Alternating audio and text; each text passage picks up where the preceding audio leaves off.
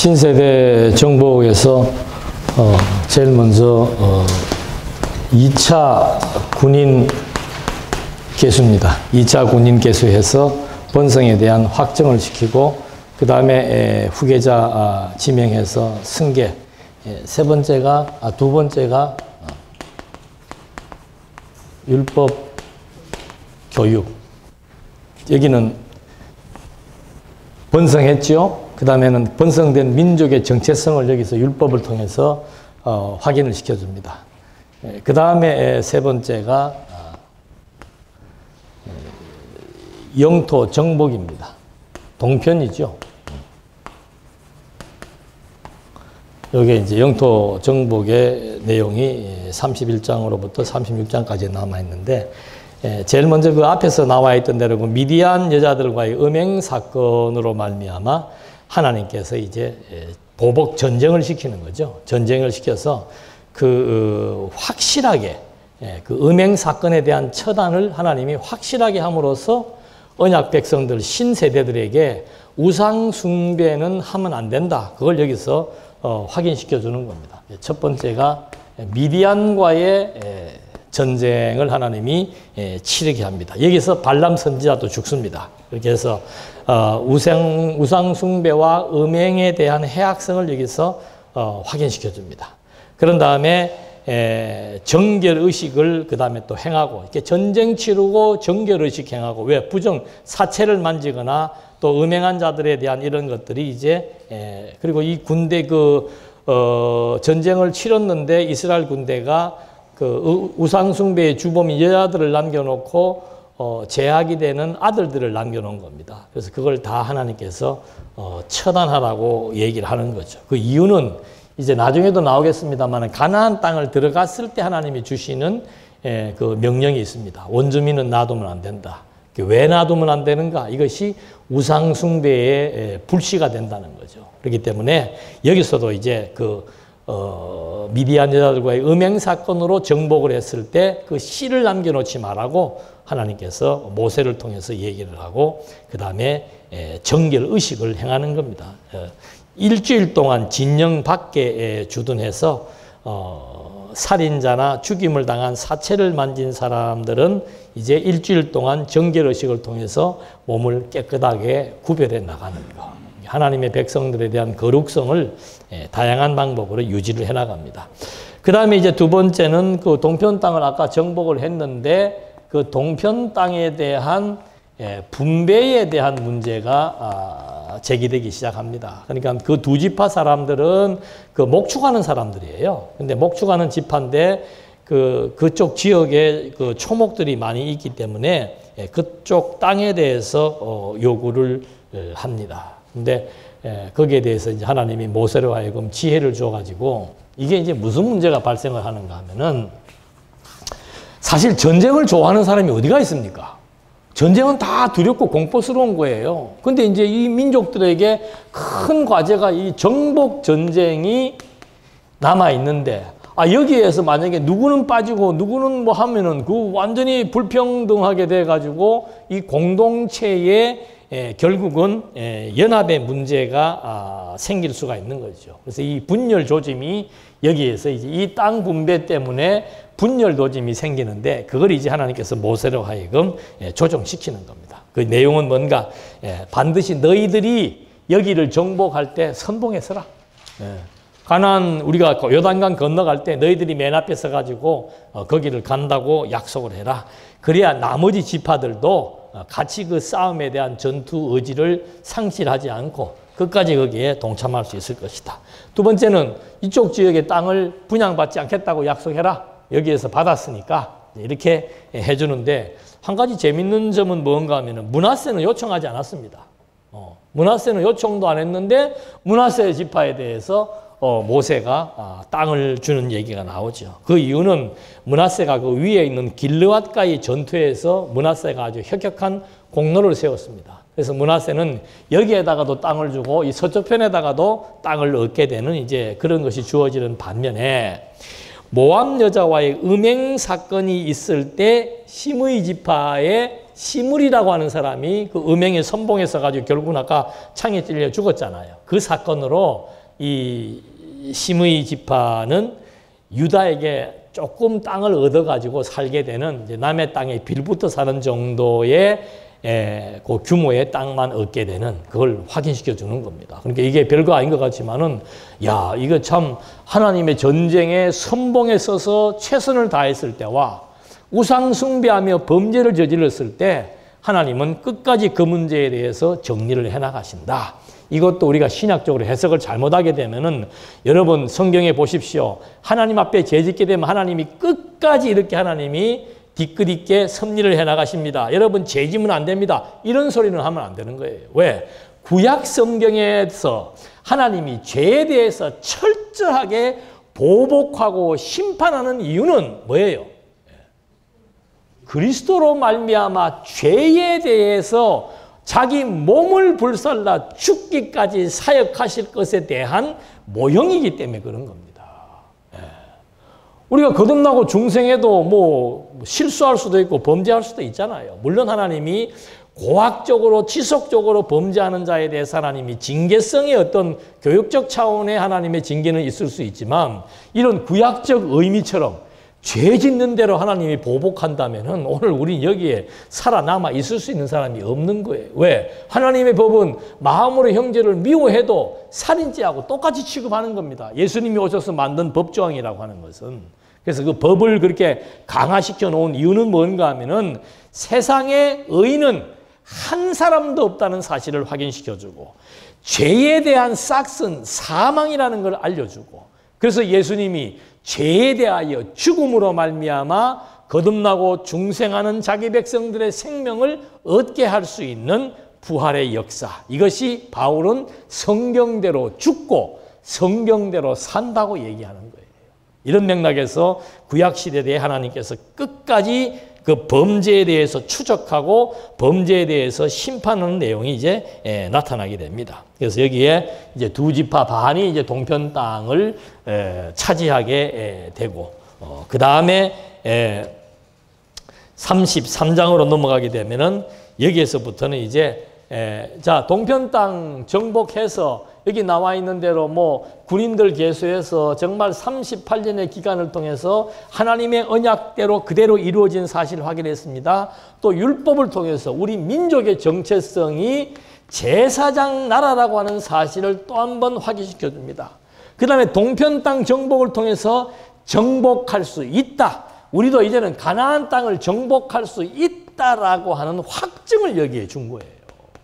그러니까 하나님이 믿음을 주실 때 얼마나 단계 철저하게 주십니까? 아니 아브라함이 아들을 제물로 드리는 믿음 우리가 많이 얘기하잖아요. 여러분 아브라함은 믿음의 조상입니다. 아들을 제물로까지 바치기로 했습니다. 근데 아브라함이 처음부터 그랬습니까? 아니에요. 처음엔 자식 준다고 했을 때도 사라와 둘이서 의심하고 비웃고 그래서 하갈의 몸종을 통해서 아들을 낳았을 때 하나님이 그건 아니다. 내 아내의 태를 통해서 아들을 줄 것이다. 그리고는 25년 만에 하나님이 약속대로 아들을 주게 될 때 그 기간을 통해서 아브라함에게도 믿음이 점진적으로 성장하게 되는 겁니다. 그런 성장의 과정을 통해서 아 진짜로 하나님이 아들 준다고 하더니 정말로 아들을 주는구나.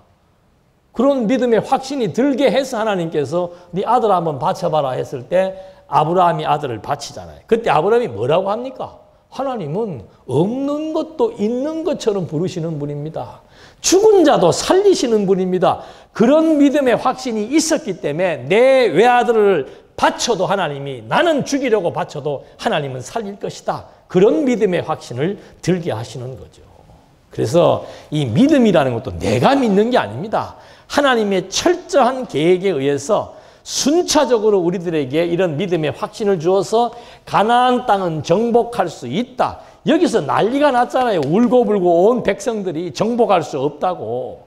근데 38년의 기간을 거치면서 신세대들은 여러 가지 많은 경험에 의해서 가나안 땅은 정복할 수 있다. 나는 할 수 없지만 하나님의 능력이 하나님의 약속이 반드시 이룰 것이다라고 하는 확증을 갖게 합니다. 그리고 나서 그 다음에 하는 내용이 뭔가 하면은 이제 이스라엘의 노정을 회고하게 됩니다. 우리가 과거에 어떤 과정을 통해서 여기까지 오게 되었는지에 대한 약속을 하나님께서 확인시켜주는 내용이 나타나게 되죠. 그래서 이스라엘 노정을 회고하는데 제일 먼저 나오는 것이 출애굽의 여정입니다. 여러분, 우리가 역사서를 공부를 하다 보면은 항상 하나님이 어떤 얘기를 해줄 때는 과거 출애굽에로부터 아니면 아브라함 때부터 시작을 해서 아브라함 때 하나님이 우리 약속을 해서 이 민족의 기원이 어떻게 형성되어서 왔으며 왜 우리가 애굽에 내려갔고 어째서 애굽에서 해방되게 되었으며 광야의 40년 길을 왜 걷게 되었는가, 그리고 우리가 어떻게 여기까지 지금 왔는가, 그걸 백성들에게 확인시켜 주는 거예요. 하나하나 아브라함과의 언약 때문에 애굽의 종살이에서 번성했고 그 다음에 해방되었고 그 백성들을 시내산으로 데리고 와서 언약의 민족이기 때문에 제사장 나라 하나님과의 거룩한 관계를 유지시킬 수 있는 그런 정체성을 확인시켜 주었고, 그리고는 그것을 유지해 나갈 수 있는 레위기에서 규례를 주었고, 그 다음에 이 38년의 여정을 걷게 된 이유가 언약의 불신 아니냐, 예? 군인들이 명령에 불복종했던 결과 아니냐. 신세대들은 하나님의 언약에 대해서는 절대성을 가지고 있습니다. 하나님의 언약 반드시 이루어진다. 이 땅도 왜 정복할 수 있다라고 얘기하는 겁니까? 가나안 땅 지금 완전히 준비태세하고 원주민들은 완전히 이 사람들 여기 들어올 때 이제 전쟁 치를 거라고 완벽한 준비태세를 갖추고 있습니다. 근데 이 친구들이 왜 여기는 우리의 땅이고 갈 수 있다고 믿는 거예요? 이게 조상 때부터 아브라함, 이삭, 야곱을 거치면서 이 땅을 반드시 하나님이 주신다고 약속한 근거에 의해서 지금까지 우리가 여기를 올 때까지 전부 하나님의 언약과 하나님의 능력과 하나님의 명령대로 지금 여기까지 왔지 않느냐 이 말이에요. 그러니까 이 땅은 하나님의 언약의 땅이니까 원주민이 아무리 강대하고 막강한 화력이 있어도 우린 여기를 정말로 정복할 수 있다라고 하는 확신, 그 마무리를 역사의 회고를 통해서 하나님께서 한 번 더 확인시켜 주는 겁니다. 그리고 광야에서 아랏의 공격을 도리어 이기게 만들었고 그 다음에 에돔을 비록 우회했지만은 모압과 암몬과 바산 지역까지 정복하면서 동편 땅을 우리가 지금 실제로 밟고 있지 않느냐 이 말입니다. 이게 하나님의 언약이고 하나님의 능력이라고 확인을 시켜주는 겁니다. 그렇게 해놓고서는 이제 가나안 땅을 들어갔을 때 얘기를 해주는 겁니다. 자, 이제는 자신감 생겼지? 왜? 이거는 하나님이 약속하신 언약의 땅이기 때문에 우리는 반드시 들어갈 수 있다. 아브라함 때부터 지금까지 역사를 더듬어 보니까 모든 역사가 하나님의 언약대로 이루어진 역사이더라. 그래서 하나님의 이름을 여호와요, 여호와요 얘기한다. 언약대로 이루시는 하나님 여호와라고 말한다. 자, 이제 확신을 가지고 있는 이들에게 하나님이 또다시 주제해 주는 건 뭔가? 이 땅에 이제 들어갈 것은 확실한데 이 땅에 들어가서 여러분들이 지켜야 될 것이 있다. 첫째는 원주민들을 몰사시키라는 겁니다. 네, 원주민들을 몰사하고 왜? 그들이 가지고 있는 우상이 있기 때문에. 이 시대는 신정국가, 하나님의 다스림을 받는 국가고 신의 나라입니다. 신의 나라. 근데 그 원주민들이 가지고 있는 그 신과 가나안 백성들이, 이스라엘 백성들이 여기를 들어가게 되면 종교가 혼합이 돼버리는 거예요. 극기하는 여호수아 때 속아가지고 원주민을 남겨놓잖아요. 그 이후로부터 예수님이 오실 때까지 이스라엘의 역사는 혼합 종교의 시대가 돼버리는 겁니다. 반짝 다윗 때, 반짝 요시야 때 빼고는 이스라엘의 전 역사의 기간이 전부 혼합 종교의 시대예요. 심지어 솔로몬까지도 성전 건축하고 난 뒤에 얼마 지나지 않아가지고 온 주변 여자들 1000명씩 불러 모아가지고 그들이 가지고 있는 온갖 우상들을 성전에다가 다 갖다 놓고서는 완벽한 혼합 종교. 이름은 여호와를 부르지만 의식과 정신은 우상에 빠져버린 시대가 다윗 이후로부터 그리스도 오실 때까지의 이스라엘의 민족사, 가나안 원주민을 남겨둔 그 역사가 이스라엘 전체 역사의 중심에 제사장 나라가 혼합 종교의 나라로 전락해버리는 계기가 여기에 주어진 것이라 이 말입니다.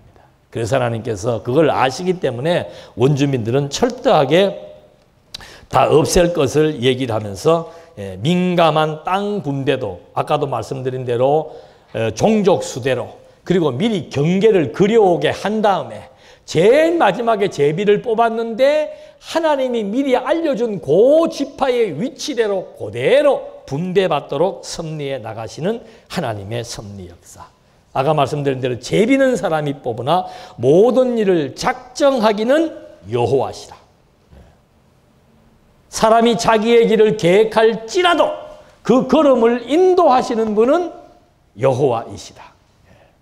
그래서 지금 이런 하나님께만 제사를 드리는 제사장 나라에게 가장 중요한 것은 뭔가 우상 숭배와 우상이라고 하는 사실을 확인시켜주고 34장에서 가나안 땅의 경계 확정을 해주는 겁니다. 그것도 똑같아요. 조상 지파의 이름을 따라 종족과 조상의 가문에 따라 여러분들 이거 이제 한번 보시게 되면은 1장에서부터 그 나와 있는 초반부에 가문의 종족과 조상의 가문에 따라는 말이 쫙 한 몇십 개가 나옵니다. 그러다가 여기 지금 후반부에 가서 26장에도 보면 또 그게 나와요. 지파별로 정렬을 시킬 때도 똑같이 조상을 거론합니다. 그 이유는 바로 뭔가 지금 아브라함 때부터 지금 이 신세대가 하나님의 언약의 백성이라고 하는 정통성을 여기서 확인해 주면서 이 가나안 땅에 대한 경계를 확인시키는 것이 나옵니다. 그 경계를 다 이제 지역별로 주고 그 다음에 나오는 것이 도피성이 나오죠. 도피성. 그 유명한 도피성. 그 도피성이 그 도피성을 설정하게 해놓은 이유는 바로 뭔가 자기 백성들과 자기 나라의 주둔해 있는 이방 백성들에게 부지 중에 살인을 하거나 과실치사를 했을 때 그들의 생명을 보호하기 위한 하나님의 섭리입니다. 그래서 48개의 성읍으로 분산시켜서 레위인들을 일단 48개 지역에다가 분산을 시켜놓고 6개의 도피성을 만듭니다. 동서로. 그래가지고 이렇게 부지 중에 범죄한 사람들의 생명을 보호하는 하나님의 섭리. 그리고 이제 마지막에 여자 상속법에 대한 보완이 나오죠. 이건 아까 말씀드린 겁니다. 그래서 남자가 없는 가정은 그래도 상속을 해줘라. 그러면 그 여자가 다른 데로 시집가면 어떻게 됩니까? 그렇기 때문에 자기 조상의 지파와 종족에게만 혼인을 하도록 허락을 해주어서 하나님이 정해주신 이 가나안 땅에 대해서는 절대 팔거나 매매하지 말고 남의 땅을 빼앗지도 말고 전당도 잡으면 안 된다. 왜? 하나님이 경계 확정을 해서 요즘 말로 하면 경계 측량을 해서 하나님이 주신 땅이기 때문에 절대 이 땅은 움직여도 안 되고 매매해도 안 되고 빼앗아도 안 된다라고 하는 그것을 못 박아주는 겁니다. 그러니까 마지막 나오는 그 상속법이라고 하는 것은 사실은 이 땅이 하나님의 계획에 의해서 하나님의 언약을 따라서 하나님이 약속대로 주신 하나님의 땅이라고 하는 사실들을 백성들에게 주지시켜주는 내용으로 민수기서가 끝이 나게 되는 거죠.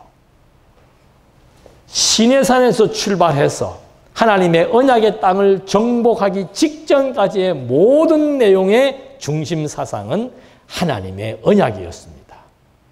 그것을 실현하시는 체계가 하나님의 명령체계입니다. 하나님의 언약을 그대로 명령했을 때 그 명령에 불순종한다라고 하는 것은 결국은 있을 수가 없는 얘기라는 사실을 38년의 기간을 통해서 경험하게 했습니다. 그런 다음에 다시 새로운 세대들의 숫자를 파악을 해서 신세대의 군인들에 의해서 요단 동편 땅을 정복했고 가나안 땅의 경계를 미리 확인시켜 주어서 이들로 하여금 이제 정말 자신감에 불타는 전투 의지를 갖게 해서 가나안 땅을 정복하게 하실 준비를 하시는데 그 다음 내용이 신명기라고 그랬습니다. 그 신명기의 내용은 다른 게 아니죠. 더 자세한 이 땅을 정복해야 되는 이유를 제시해 줍니다. 우리가 여기를 왜 가야 되는지. 그럼 우리가 어떤 그 행동을 하게 될 하나의 동인이 되는 겁니다. 동기부여가 되는 거예요. 우리가 이 땅을 왜 정복해야 되는가? 그럼 이 땅을 정복해서는 우리가 어떻게 살아야 되는가? 그리고 무엇을 하며 살아야 되는가? 이런 내용들이 이제 신명기서에서 그대로 나타나게 되는 거죠. 신명기는 정말로 최종적인 하나님의 교육의 내용입니다. 교육에 대한 중요성, 아비들아 자식을 놓게 되면 끊임없이 가르치라. 누구에 대해서? 여호와 하나님에 대해서. 우리가 왜 그분을 섬겨야 되고 그분을 의지해야 되고 그분을 경외하며 살아야 되는지에 대한 이유와 목적을 가르치는 내용. 신명기는 너무도 중요한 내용입니다. 그리고 신명기에 나와 있는 그 예언, 마지막 부분에 나오는 축복과 저주의 예언이 멀리 이스라엘 민족의 역사를 끌어나가는 근간으로 작용하게 되는 거예요.